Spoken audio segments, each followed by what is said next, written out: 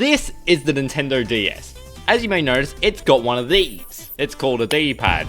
And the D-pad's really good for Mario Kart DS. You can press left, you can press right. I don't have Mario Kart DS currently in this DS. And the reason why it's important is because Mario Kart is a very precise game, but has zero analog controls. Which makes the fact that the current world record holder is playing on one of these things. Well, not one of these things. I think it's on an XL model, not a normal size model. But it's playing on one of these. This is a circle pad. It can do analog controls, so you can only hold it partially to a side and then fully to a side. I don't like using this.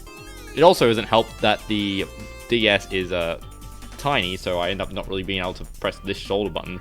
But there's a cursed option. I was getting a 3D print done, and because I don't own a 3D printer, I had to go to a library to print it. Yes, libraries have 3D printers. And while I was there, because you have to pay, I was like, why not get a little additional thing? And so I had this thing modeled up. It's a joystick. So I had a different 3D printed model done in like December. So I had a D-pad printed for the macro, but I found it was slightly too large to put in the normal DS's. So I shrunk it a bit so it can actually fit, and I just shoved the joystick on it. I'm very good at 3D modeling.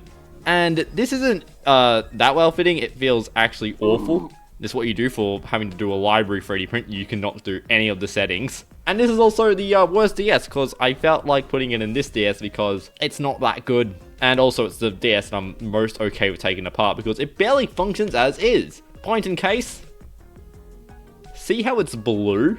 Thankfully, this R4 card I have has a AR code in it. That means I can swap the screens around in the gameplay. This entire thing sucks. The joystick is not helping because the fact it makes pressing down really hard. This A button is not doing well either. Part of the problems. Okay, now we're on the bottom screen. Because that top screen is basically unreadable. And using the joystick is not a fun experience. Like, it doesn't make the game any easier than it is on a D-pad. Let me adjust this camera so I don't need to hold the DS so high. But yeah, it's so stupid using this thing. I remember I used to have like a little like Tetris arcade like machine thing that had a joystick similar to this design. But obviously that was probably made with an injection mold, not a 3D printer. I don't know anything about 3D printers. Like I said, I got this done from a library. Yeah, this feels like it is going to snap off at any second.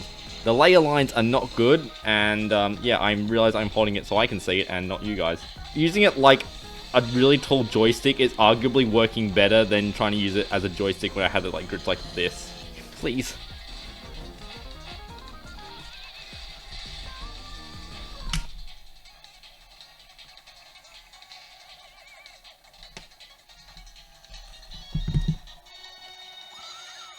Welp.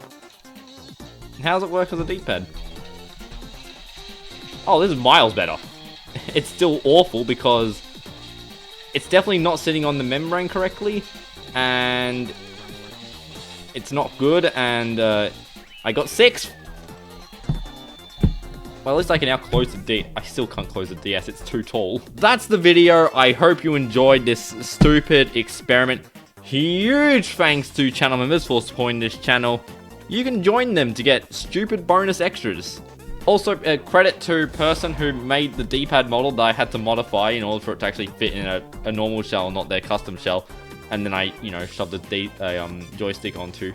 But anyway, feel free to like the video, subscribe to the channel. Hype it, I think, is still an option. Do people even use hypes anymore? And enjoy.